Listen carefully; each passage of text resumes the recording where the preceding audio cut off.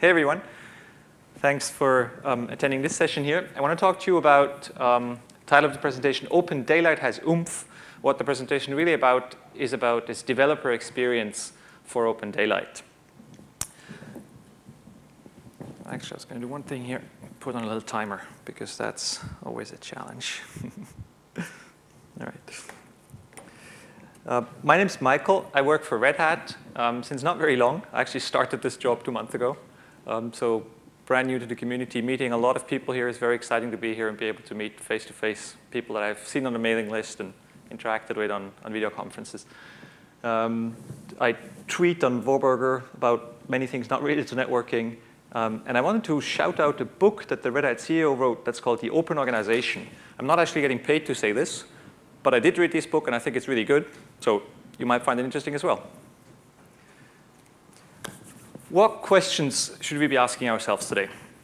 We should ask the same questions that we ask ourselves every day: the purpose of life, the meaning of life, and what, why, what, and how. So I want to talk to you about why has there been some work done on developer experience for OpenDaylight.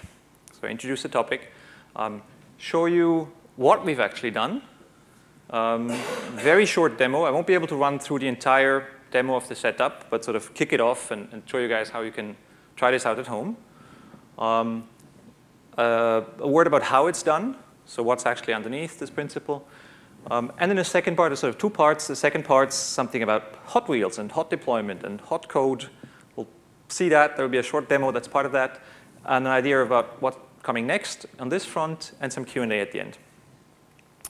Why?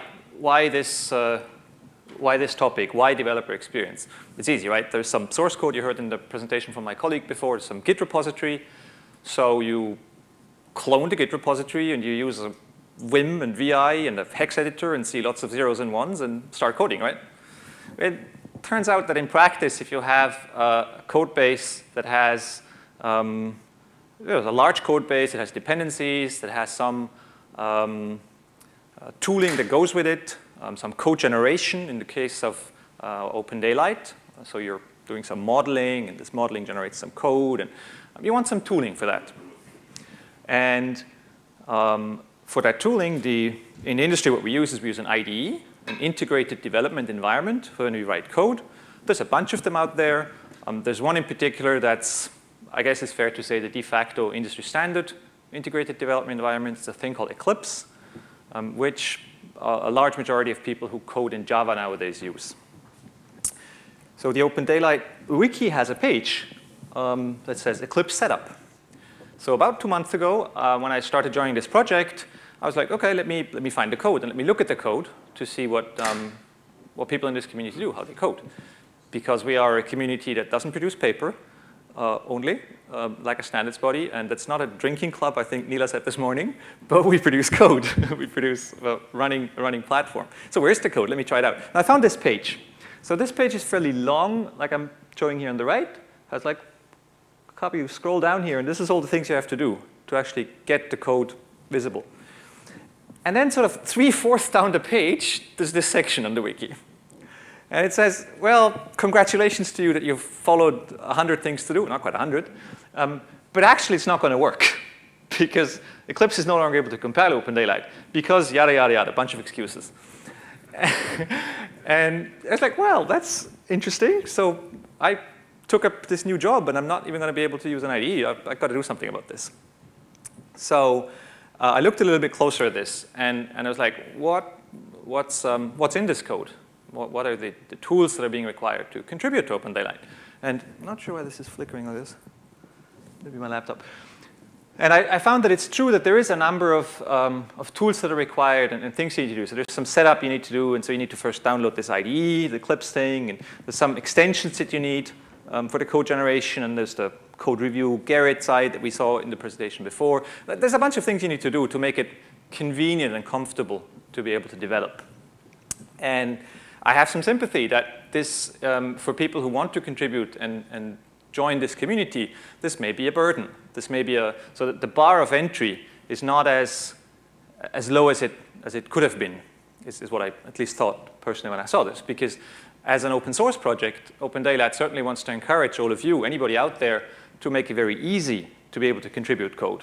So you should be able to go somewhere and say, oh, this is how they do their things, and this is how I can make a contribution. And the easier that is, the more vibrant an open source community can be, because it makes it easier for people to contribute. So I was giving some thought to what we can do about this, and start at the beginning. It's always a good idea. How does somebody actually code? So nowadays, Java developers, you go to eclipse.org/download. If you choose to use that ID, you're not a hex editor because you like zeros and ones. And over there, it starts with a page which shows you that about 1.5 million people 2 months ago, 2.3 million people last week, download a thing called the Eclipse installer.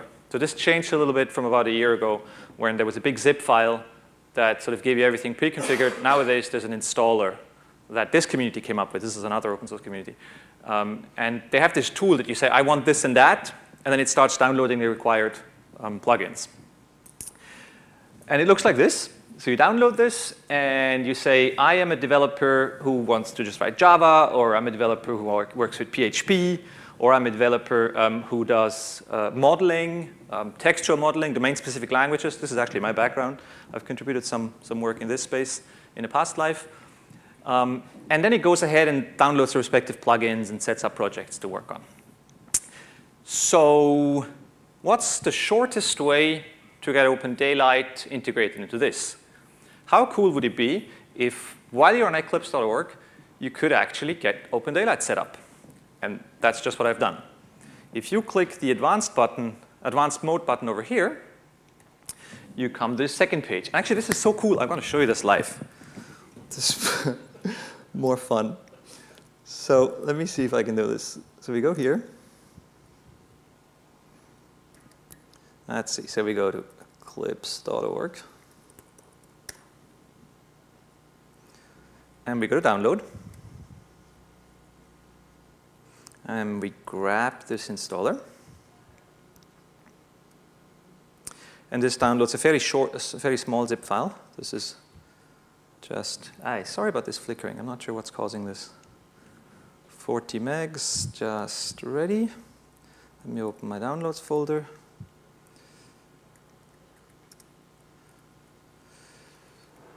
All right, so I unzip this thing that's been downloaded here. Boom, it's here. I start this installer. So this is live. I haven't actually downloaded this before or prepared this in any way. You can try this at home. And you get this Eclipse installer, what was on the slide before. And what you can do here is go to the advanced mode. So if you go over here, comes up with this UI. You say, yeah, I'm a Java developer. Like, OpenDaylight is with Java, not with PHP or something. So choose this and say next here. And then you get this project selection. So this tool, this installer tool, basically has a catalog of projects that can be provisioned into a workspace. So up to a month ago, this listed things like the Eclipse projects themselves. So if you want to contribute something to this IDE, you can check one of these boxes here. It lists a number of third-party projects. This is annoying. It lists a number of third-party projects. Like this one here is a home automation platform that Deutsche Telekom invests in, for example. These are some Java quality tools. And check it out down here. We actually have all of the OpenDaylight platform projects right there in the Eclipse installer. So if you wanted to contribute to OVSDB, because you found a bug in it, and you would, instead of sending a long mail to the mailing list complaining about it, just send a patch to propose a fix for it, you could click this here and say, get me this. Say next. Say, I want this in my OpenDaylight demo. Say next. And say finish. And what this will do is start actually downloading this. And this doesn't work because I'm offline here. Well, not offline, but the internet connection here is not fast enough. This takes about 10 to 15 minutes. So I'm not going to let it run through. I'm going to go back to the slides, but I wanted to show you how easy it is actually to get started with setting up a development environment with this tooling. There's a screencast on YouTube that walks through in details for this that you can watch. What you get with the setup is the basic setup, like does a git clone and imports the projects. And it sets up some working sets that allows you, if you have several projects in the workspace, to keep them nicely separate. It does some magic. It's not really magic, but it sets up this entire Maven integration, which has been a pain point in the past for those of you who have looked at this ever. So it sort of puts the right, what's called Maven Eclipse extensions into this workspace and configures them, pre-configures them. There's a number of preferences that are set to make sure that it just works for OpenDaylight. So it sort of, click this button, you choose your projects, and it does the setup for you. And in addition to these preferences that are set suitable for OpenDaylight, it also pulls in a number of extra plugins. So these are Eclipse plugins, not OpenDaylight plugins. These Eclipse plugins are convenient for developers working on OpenDaylight. One that I think is adding value to people working on OpenDaylight with OpenDaylight's model-driven approach, where, as a number of speakers previously have mentioned, you have this Yang model-driven domain-specific language, text syntax for describing either toasters or network routers or switches or anything else. You actually get an IDE in Eclipse that you can work with these Yang models. So it looks like this. This is an example of such a Yang text file, and you get some coloring, and you get syntax completion, and stuff turns red if you type something invalid. The basic support that you're used to from coding in Java is available here for this Yang language that's so highly used in OpenDaylight. And this is a plugin that's one of the many, many projects under the OpenDaylight umbrella. What this tooling does is simply it makes it very, very easy to use this. You click a button and you get this. Fully integrated. I will not talk too much about this just because of time. The one thing I want to say to you here, for those of you in the room who are working on OpenDaylight and have your own projects, is this works today on a number of projects that I work on that Red Hat has an interest in. And it's possible that if you check some of the projects in that list in the installer, that you still have some red in the workspace. So the goal of the project is there shouldn't be any red in the workspace, right? You check the projects and they get provisioned.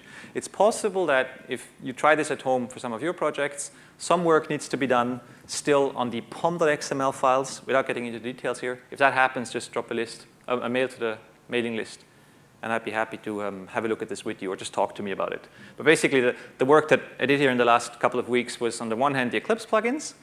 And on the other hand, there's a number of Gerrit changes that went into OpenDaylight codebase to fix things in the build scripts to make it easy to work in the IDE.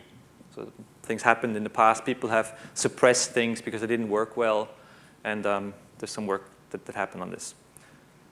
So try it out, basically. And if you find it doesn't work well in the IDE, it's because of things in the project.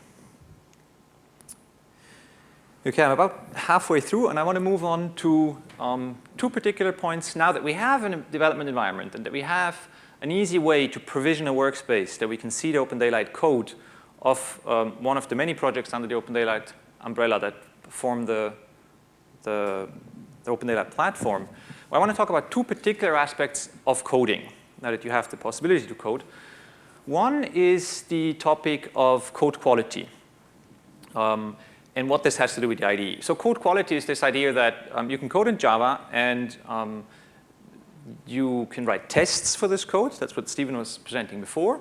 And there are tools out there that can help to evaluate the quality of the code. So for those of you with a C background, there used to be this thing called lint, which sort of checks C code. There's equivalent things in the Java world. There's actually more than that. There's a number of them, and they go further than what lint used to do 20 years ago. They actually check anything from simple formatting rules down to security vulnerabilities, to calling methods the wrong way, to making common anti-patterns of using a certain library the wrong way. You want to log something and you pass the wrong argument into that logger. And there are tools out there that actually detect that. I personally think these tools are highly valuable because they help benefit from other people's experiences that have been codified into tools. Now, these tools exist. They can be set up. They can configured. What does all of this have to do with the IDE and with the developer experience? Let me try to explain this with an example, just to make sure everybody is still high on coffee. Quick quiz in the room. I'd like to know who of you has an idea what these 4 example code review comments have in common. So these 4 statements here are from real-world code reviews on OpenDaylight Gerrit. Somebody put in a change and said, I want to do it like this. And somebody said, no, we're not going to merge this. You can't do this because change the import statements to be alphabetically ordered. Or move comment to previous line because Sonar, which is one of these quality checks things that we run, will not like this. Or use this API instead of that API. Or this logger should be called log uppercase. What do these things have in common? Anybody who didn't look at the slides from the website? Suggestions? No? They're all from Checkstyle, yeah, they're from Checkstyle, yeah. The tool that raises them are Checkstyle. There's something particular in terms of code review. So what's the point of code review? We want to increase the quality of the OpenDaylight code base, like any sane open source project, sir. They're all syntax related, yeah. That's right, that's right. This one is, it's not really a syntax error, but it's sort of a convention. Yeah.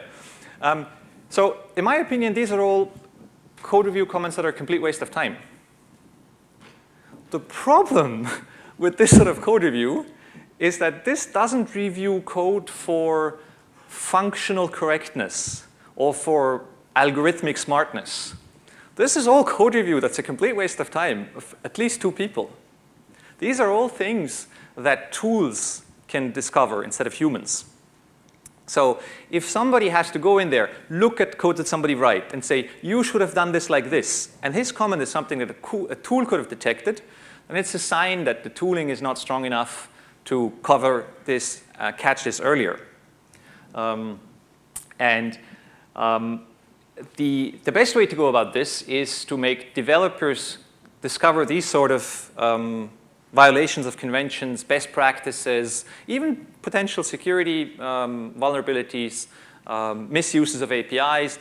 A developer should do this in the IDE while he works, while he types, before he sends a code review pull request, or sorry, a change request into Gerrit. And the best way to do this is to show it to a developer right there in the IDE while he types his code, not when you run a build or something. So what I'm telling you here is not non-existent in OpenDaylight. OpenDaylight has this. If you today write code and then you run this thing called a Maven build, you get this report at the build. So Checkstyle prints a number of things and says this is wrong and this is wrong and I don't like how you did this. The problem is people don't look at this. That's normal, right? We're all busy. We're all coding away and fixing our bugs and creating our features. So where you really want these things to show is right there in the IDE, which this automated Eclipse setup does. So this is an example of a networked provider interface. And open up in the Eclipse setup created through this Eclipse tool, you actually get the warnings right there as you type. So this is saying, well, we don't think this is great. You should put a new line here. This is a simple example. There should be a new line here. So this makes, these sort of conventions makes code easier to share between different people. If everybody uses the same conventions on a large code base, we heard the number of, was it, how many developers this morning Nila said? 680 developers, so hundreds of developers on a code base, even if they're not all at the same time, it's very important that code is consistent. And in my opinion, the way to achieve this is to put these sort of code review comments before a second person sees it, right there while the developer works. And this is now happening with this tool. Some people in the research community that look at these kind of things call, there's some theory behind this. They call this making sure that developers stay in the flow. So it's very important that you give developers an experience to be productive where they can, while they're in the flow of coding, get feedback on quality metrics, tests, and things like this. Anything that you do that breaks the flow of developing, where you have to change tools, or you have to wait for results from build systems, that's all hindering productivity. So this is an example of how a coder can, while he's in the flow of coding, get immediate feedback through this tooling that's being automatically set up by the Eclipse provisioning tool.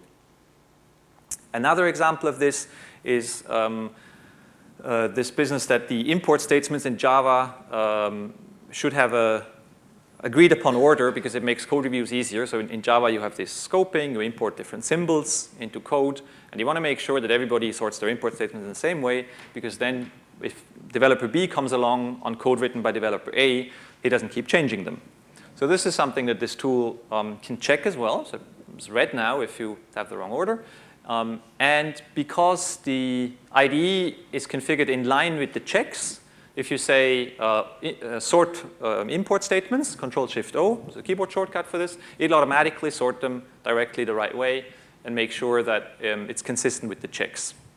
I'm mentioning this particularly for any developers in the room because we changed this recently. There was a discrepancy between what the check style rules said and what the developer documentation said that didn't match. So last week we aligned this. So if any of you here have code in OpenDaylight, what you should do is use this Eclipse Setup tool and do a Control-Shift-O on your modules to align this, and this will save you a ton of check style errors with one click. About 10 minutes left. So about 2/3 through the presentation. There's a number of other plugins in there that are more auxiliary that I want to just brush over real quickly. So these are similar to the Yang IDE. They're just other Eclipse plugins that are handy to have for OpenDaylight developers. One certainly noteworthy is the entire Git integration. So eGit and eGarret are Eclipse plugins that help you to raise changes straight from the IDE. So you don't need to open your command line. You can click a button and pull the change from another developer into your workspace to review it right there in there. This is all pre-configured to already point to the OpenDaylight infrastructure.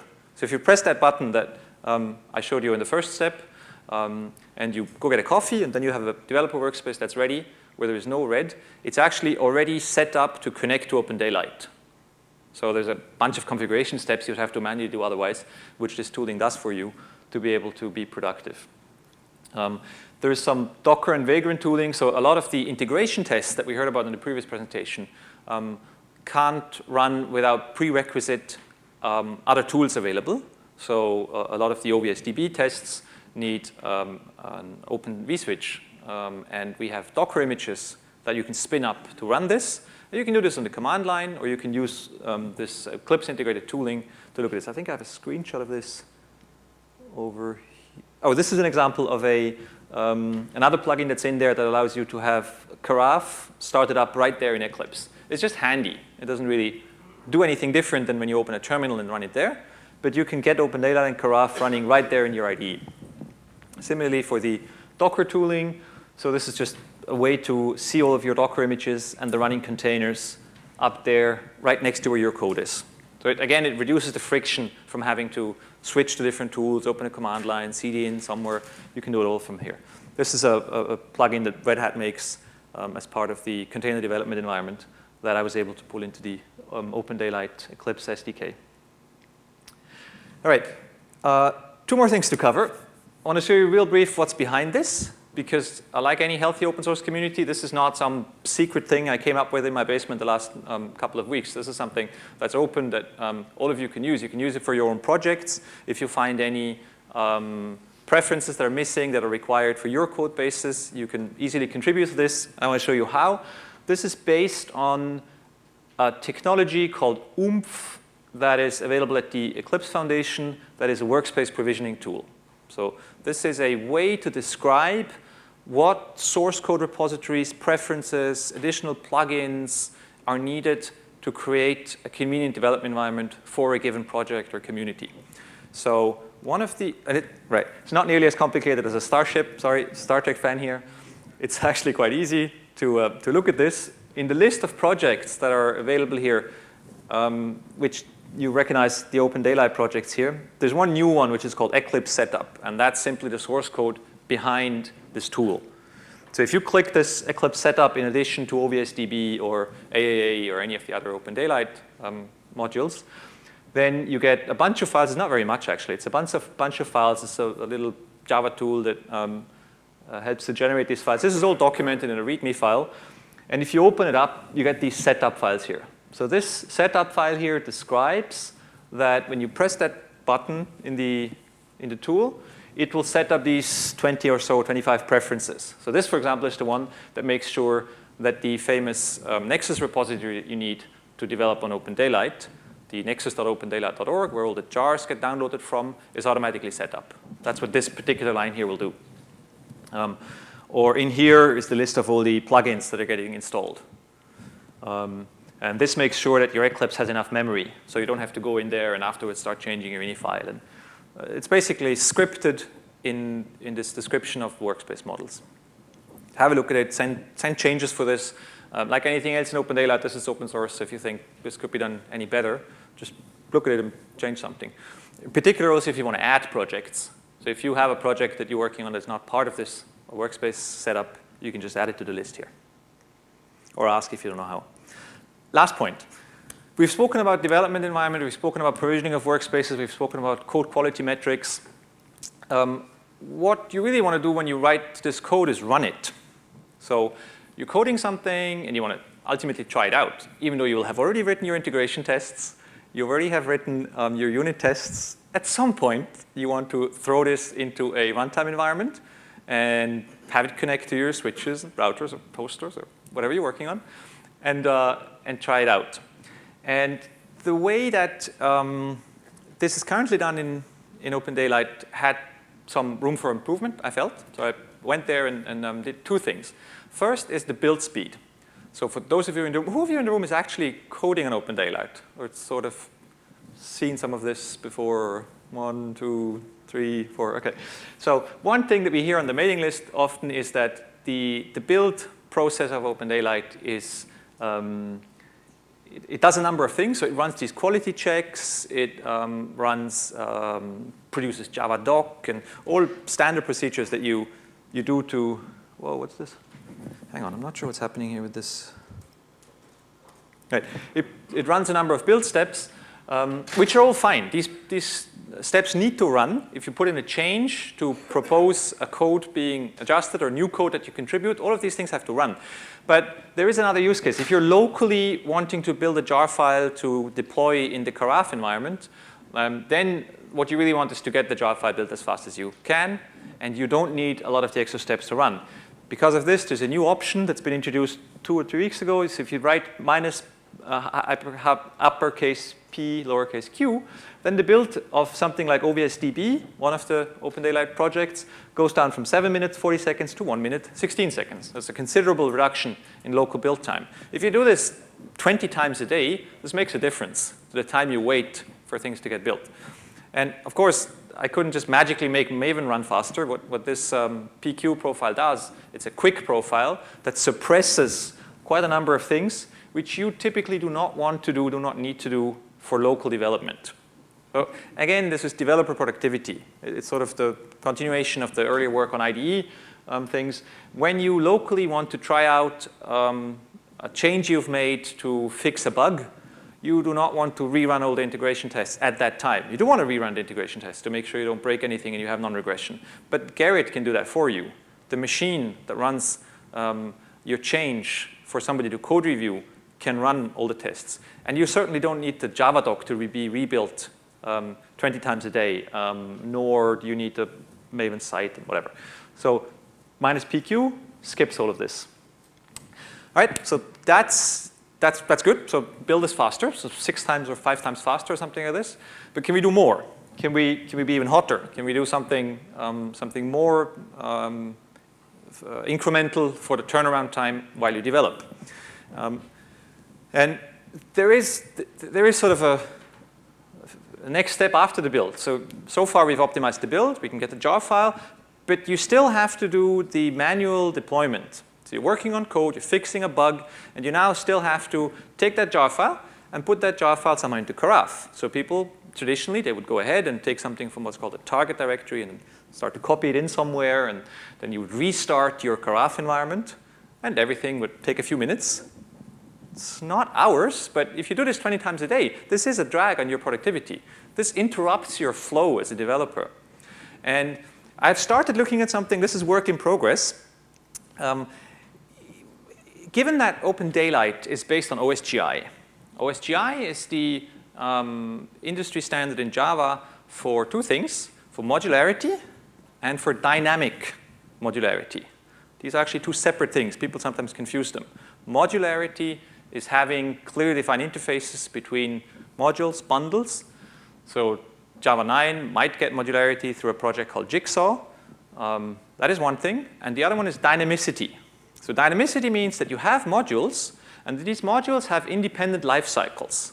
One of the key features of OSGI is that you should be able, in theory, to bring bundles up, try something out, then tear them down, stop them, and install updates of the bundles at runtime to get, and I'm out of time. Give me 2 minutes to finish this, a quick demo, and we'll wrap it up. This is the last slide, and then a quick demo. And this is something that carafe supports through a command called bundle watch. So if you do bundle watch star, you tell your runtime environment, please watch out for any changes. And I've added this new option here to the build environment, add install repository path. I want to show you this real quick live. So suppose that I have some code here, which in this case really just prints hello world when it starts and says goodbye when it stops. Okay? So what I should be able to do is, let me go in here. So this is my carafe. So I can do a log.tail. And if my screen here works, okay. We see that the last thing happened here was that the hello activator said hello world. So this is a running environment. It's simplified for the sake of a 1-minute demo, but this could be running OVSDB, have configured your OVS switches and all. And I'm making a change to the code now. For the moment, I'm just changing hello world demo. And I have a keyboard shortcut. I press Alt-Shift-XM. Alt-Shift-XM says hello activator has been modified. Save change. Save change, yes. And it asks me to input the value of my carafe system folder. So in the carafe runtime environment, there's a place where all these jar files go. It's a directory structured in the format of a Maven repository. I've already configured it here. It's in my case in hello world, target assembly system. These folders here are where actually the jar files are all saved. I say OK. And what happens here is that we run a build in Eclipse here. I don't have to open a command line, which actually runs this PQ profile that we saw before from Star Trek, which makes it run fast. And it has installed this new jar file here in 9 seconds into the directory we've given before. And what this will have done is over here in our running carafe, where there's 100 or so bundles running, there's a number of things that are happening in there, it has hot replaced that code by tearing down the previous version of the bundle here and saying goodbye, and then reloading this bundle and giving us our new hello world demo message. This could have been a bug fix you made in a networking module. This could have been YANG files you changed. This could have been code you refactored. This could be a change you pulled down from the Git Gerrit code repository to test it. So you could say, pull me that change. The IDE would have recompiled it. You would have hit Shift-Alt-XM, and you would have hot reloaded this bundle. This is a fairly significant productivity increase compared to having to manually copy things and restart things and wait for everything to come back up. And this is pretty cool, I think. This is, at this stage, a work in progress. It works. As you saw, the demo was live. There is still work to be done in OpenDaylight specific code. So there is some work that needs to be done inside the bundles for this to work on all of the features.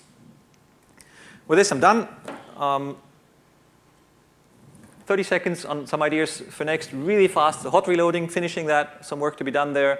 On the code quality, now that we have it in the IDE, there's some adoption that needs to be driven. So I'm hoping that at least the OVSDB project can actually be made to adopt these code quality metrics and stick to them through enforcing them. On the completely separate topic is that now having this cool standard IDE that's pre-configured for everybody, there's a tooling called BND Tools. BND Tools is an OSGI development environment that would fit very nicely for OpenDaylight. And perhaps in the coming month, that can be integrated. It'll have a number of advantages. It would aid with semantic versioning, which is something that OpenDaylight could benefit from, that would get IDE integration for that. I'm out of time. Thank you for your interest. Thank you for your time attending this. Fun.